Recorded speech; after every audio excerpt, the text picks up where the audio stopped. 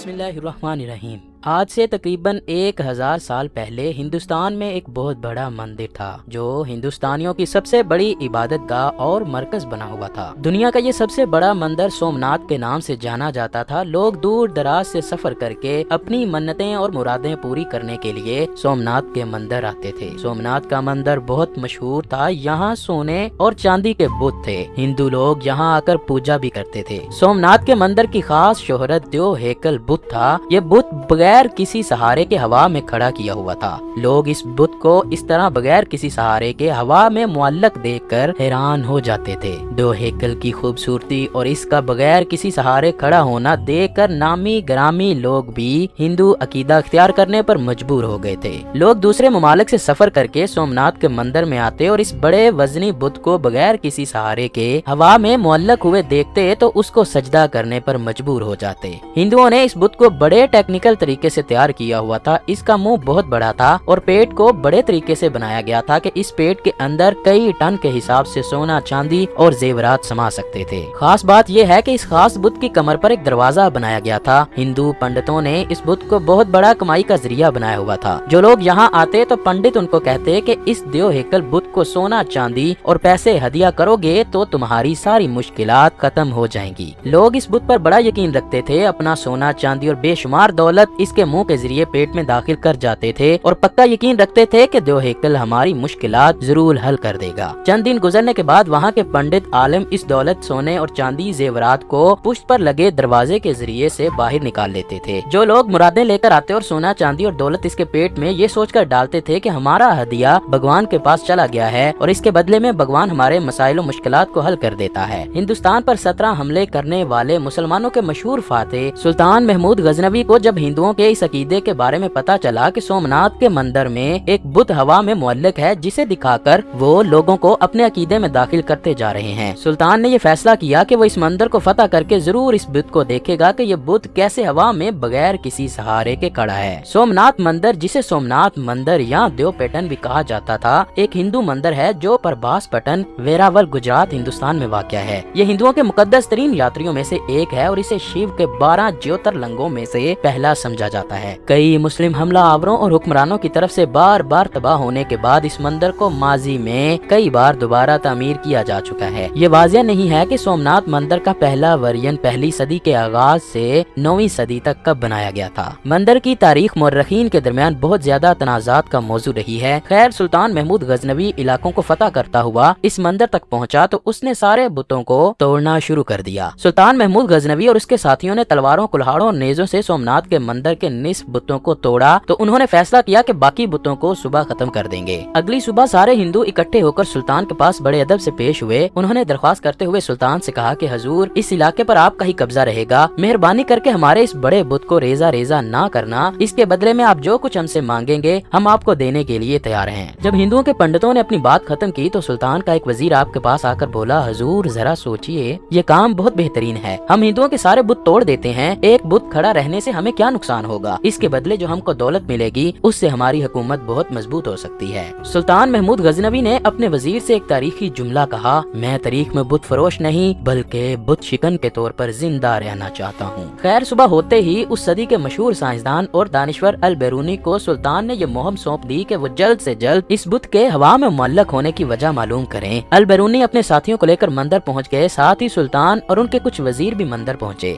सुल्तान एक दफा फिर से इस देव हेकल बुत को देखकर बहुत हैरान हुआ कि ये किसके सहारे हवा में खड़ा किया गया है। इसको तो किसी चीज का सहारा भी नहीं है। खैर, सुल्तान अल-बैरूनी की तरफ देखने लगा कि कैसे वो इस बुत के बारे में मालूम करेगा कि ये क्यों हवा में मुअल्लक है। ये बहुत हैरान कुन बात थी। किसी का समझ में नहीं आ रहा था कि ये क्या माजरा है। सुल्तान महमूद गजनवी और उसके वजीर वहाँ बैठकर इस बात पर हैरान थे कि इसका पता कैसे चलेगा। अल-बैरूनी भी पक्का सच्चा मुसलमान साइंसदान था। उसने बुत के पास जाकर चारों तरफ से अंदाजा लगाया और बुत को हाथ लगाकर देखा। वो वाकई किसी की समझ में आने वाली बात ना थी। अल-बैरूनी ने बड़े गौर फिक्र के साथ इसका अंदाजा लगाया और इसकी समझ में आ गया कि हिंदू पंडित किस तरह लोगों को बेवकूफ बनाकर माल बटोर रहे हैं। हैं। अलबरूनी बड़े अदब के साथ मुस्कुराता हुआ सुल्तान के पास आया और कहा, जनाब मोहतरम, इस बुत की दाएं तरफ वाली दीवार की ऊपर वाली ईंटें निकाल दी जाएं तो सब इस राज को समझ जाएंगे। सुल्तान महमूद गजनबी काफी देर से इसकी तहकीक देख रहा था। उसने उसी वक्त वजीर को हुक्म दिया कि अलबरूनी की बात पर अमल किया जाए। जैसे ही दाएं जानब वाली ईंटों को उखाड़ा गया तो बुत बाएं तरफ थोड़ा सा झुक गया। बुत को अभी गिराया नहीं था कि सुल्तान महमूद गजनबी ने अलबरूनी से हैरान होते हुए पूछा कि आप इस तहकीक तक किस तरह पहुंच गए हो। अलबरूनी ने जवाब देते हुए कहा, जनाब, इस मूर्ति की जिसामत आला किस्म के लोहे से बनाई गई है।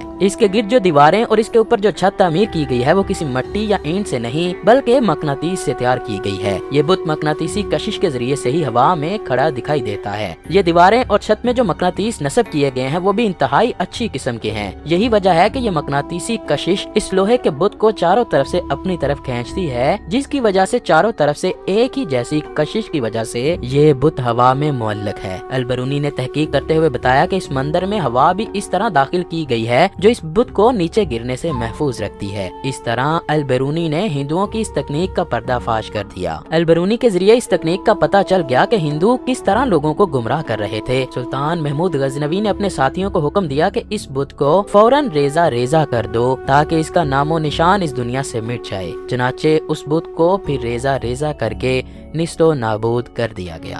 अल्लाह पाक मुझे और आपको नेक अमाल करने और नबी पाक हजरत मोहम्मद सल्लल्लाहु अलैहि वसल्लम से बेपनाह मोहब्बत अता फरमाए।